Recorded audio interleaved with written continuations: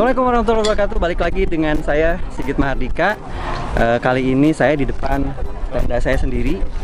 Setelah kemarin di Sukawangi batal saya review karena ada kesalahan teknis. Jadi ini saya ulang. Teman-teman, hari ini saya lagi ada di daerah Pangalengan, tepatnya di camping ground Datar Pinus. Udah sejak kemarin saya di sini. Ini minta maaf kalau misalnya audionya agak kurang bagus ya, karena anginnya kencang banget di sini. Oke, kali ini saya akan mereview tenda punya saya sendiri, Quechua Arpenas 4.2. Kita lihat di sini. Ini Quechua Arpenas 4.2. Ini artinya kapasitas 4 orang dengan 2 bedroom. Biasanya seperti itu. Mari kita lihat ke dalam. Oke. Sebelum kita ke dalam, ini ada fitur yang menurut saya sangat membantu saat pemasangan ya. Jadi apa namanya, attachment pole kanan dan kiri itu ada webbing yang membantu kita mengukur sebetulnya jaraknya harus seberapa jauh sih gitu ya. Nah, dengan ada webbing ini kita tidak perlu lagi mengira-ngira, kita cukup memastikan webbing ini kencang. Kita regangkan webbing yang kiri dan pole yang kiri dan pole yang kanan, sehingga ini kencang. Ini yang bagian depan. Yang bagian depan dan belakang juga ada. Ini ya, ini kalau dilihat, ini webbing untuk memastikan jarak antara pole depan dan pole belakang itu sudah sesuai. Artinya kalau misalnya ini masih kendor, kalau ini kendor, artinya jarak pole depan dan belakang itu terlalu dekat. Nah, nanti impactnya mungkin si pole fiber ini akan mudah patah misalnya gitu. Seperti itu. Oke, kita ke dalam. Nah, di dalam ini, jadi seperti maju. Seperti tadi saya bilang ya, dari tipenya saja sudah 4.2. Jadi kapasitas 4 orang dengan 2 bedroom. Bedroomnya adalah di sebelah kiri saya dan di sebelah kanan saya. Di tengah ini sebetulnya ya kalau boleh disebut living room lah gitu ya. Kita bisa naruh meja di sini, kursi di sini untuk sekedar nongkrong-nongkrong. Tapi di sini ini kemarin dipakai anak saya yang masih sekolah daring, dan ya sekedar storage lah. Dan malam pun saya pakai tidur di sini juga masih nyaman, gitu ya. Oke, di salah satu kamar ini ada gambar seperti ini ya. Ada lagi logo Quechua-nya, kemudian ada gambar ini. Menurut saya gambarnya oke sih ya. Terus, nah di sini ada tulisan keterangan campersnya 4 orang, roomsnya 2. Gitu. Itu maksudnya 4.2. Terus ada tulisan awake our natural instinct. Saya nggak tahu ini maksudnya apa. Mungkin ya. Kalau saya bandingkan dengan tenda-tenda Quechua pada umumnya yang kainnya berwarna putih, nah di siang hari seperti ini nih, ini sangat cukup meredam sinar matahari masuk ke dalam tenda. Jadi kayak alami aja gitu ya, cahaya yang masuk juga nggak terlalu terik. Jadi kita masih nyaman di dalam tenda walaupun siang hari. Oke, sebelum masuk ke fitur kamar, kita masuk ke fitur living roomnya dulu. Jadi tenda ini terdiri dari satu shell luar, outer gitu ya. Kemudian kamarnya ini satu kapsul. Jadi satu kamar ini dia benar-benar integrated antara lantai dengan kamarnya sendiri gitu ya. Nah, attachmentnya sendiri seperti ini. Seperti ini attachmentnya. Ini kemarin sih saya pasang sangat mudah gitu ya. Ini attachmentnya juga cukup lengkap. Nah, living roomnya sendiri ini hanya terdiri dari flooring yang terbuat dari bahan polyester ya. Yang dia punya fitur dua opsi, bisa kita pasang bak seperti ini ya. Maksudnya mungkin ini untuk mencegah air masuk ya, tapi juga bisa kita lepas.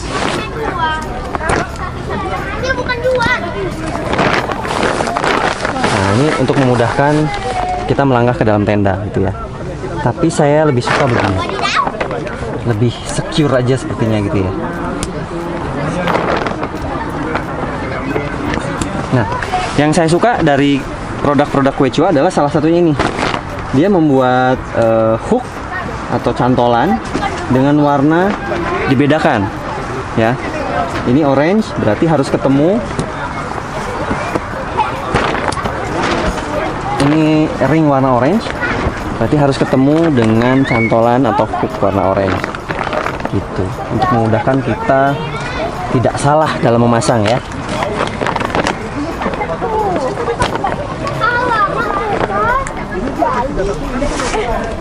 Oke.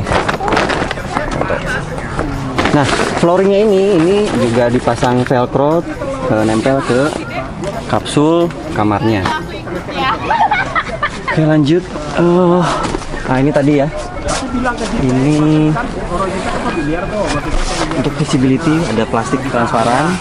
Ini posisinya saya buka, semalam pun saya buka. Oke, kita sekarang ke kamar.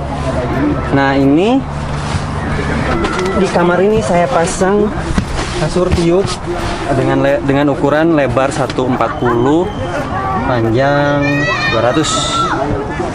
Cukup dan masih ada space kira-kira 30 cm nih, bisa buat naro-naro barang. Dan di dalam kamar itu ada ini ada mesh ya, mesh dalam dan ada mesh luar. Ada gantungan juga, ini buat lampu. Ini sangat berguna sekali. Kemudian ada pocket di sini. Pocket 1. Nah, pocket 1 dan pocket 2. Tuh. Untuk ukuran room ya, kalau saya tidur di sini ya, ini sangat oke sih ya. Untuk posisi di agak mepet ke pintu. Roomnya juga luas. Tapi kalau misalnya diisi 2 orang, nah ini pengalaman waktu di Sukawangi, kondensasinya bisa netes nih ya dari sini. Dan kalau nempel pipi kan lumayan. Jadi ya mungkin kalau mau si kasur ini disetting mepet ke pintu biar agak jauh dari kain innernya ini, seperti itu. Oh ya, ini saya juga lupa nih, di bagian luar kamar ini juga ada pocket besar-besar nih, 1, 2, 3, 4. Ini sangat oke. Hanya saja saya sih pengennya ya, sebetulnya kalau pocket itu lebih baik pendek-pendek tapi banyak gitu ya. Jadi biar aksesnya gampang. Kalau ini kan harus kita merogoh dalam-dalam gitu kan. Kalau pendek kan ya lumayan lah, cuman masuk satu tangan begini. Ini oke.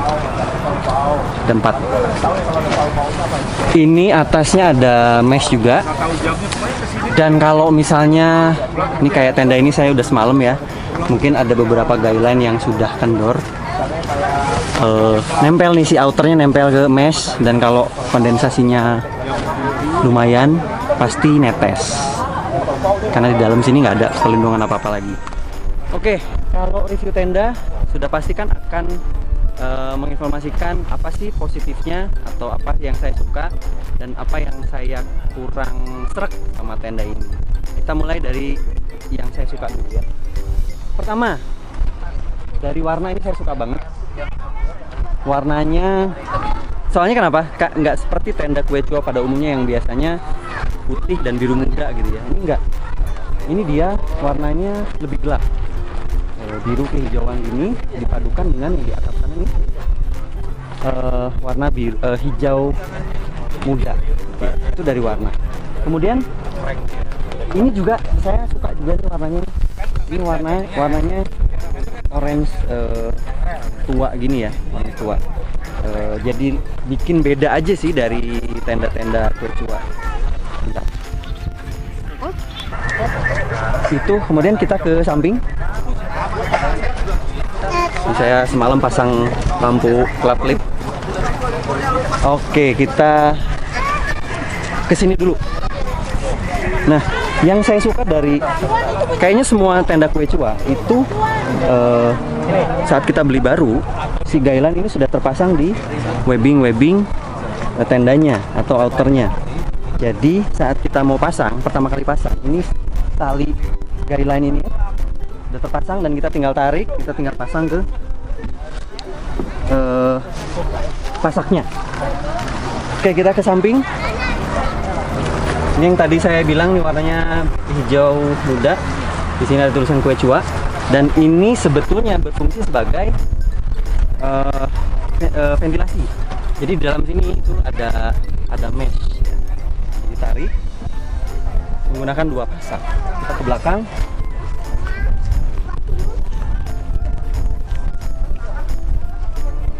Iya, tenda ini masih menggunakan pasak apa namanya fiber ya, belum yang aluminium. Ini fiber, terdiri dari 4 fiber, 2 kanan kiri fiber pole yang kecil, kemudian di sebelah tengah sini ini yang menyangga tenda menggunakan pole yang lebih besar. Kalau saya lihat sih ini sekitar diameter 8 mm ya, ini mungkin sekitar 10 mm seperti itu. Tulisan kue cuanya lagi, dan untuk visibility dia menambahkan plastik transparan di sini. Cuman agak tricky kalau misalnya tempat campingnya basah gitu ya, agak berembun. Biasanya ini paling susah dibersihkan karena suka ngembun gitu ya, luar dalam.